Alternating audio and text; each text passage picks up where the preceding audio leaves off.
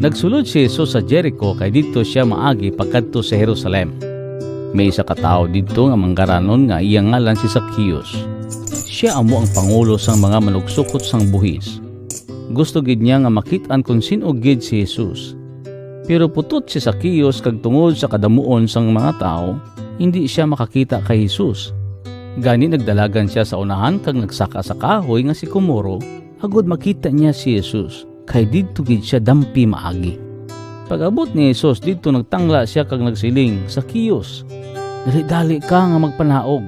Kay subong nga adlaw kinahanglan didto ako madayon sa imo balay. Gani dali-dali nga nagpanaog si Zacchaeus kag ginbaton niya si Jesus sing malipayon gid. Sang makita sa mga tao nga didto nagadayon si Jesus sa balay ni Zacchaeus, nagkumod sila nga nagasiling, nga dira gid siya nagadayon sa balay sinang tao nga makasasala. Dito sa iya balay nagtindog si Zacchaeus ka nagsiling, Ginoo, ipanagtag ko sa mga imol ang katunga sang akon pagkabutang. Kag kun may gindayan ako ibalik ko sa iya ang 4 kapilo. Nagsiling si Jesus sa iya, karon ginluwas ini nga pamilya. Tungod nga kaliwat man siya ni Abraham. Kay ako nga anak sang tao nagkadto diri sa kalibutan sa pagpangita sa pagluwas sang mga nagtalang.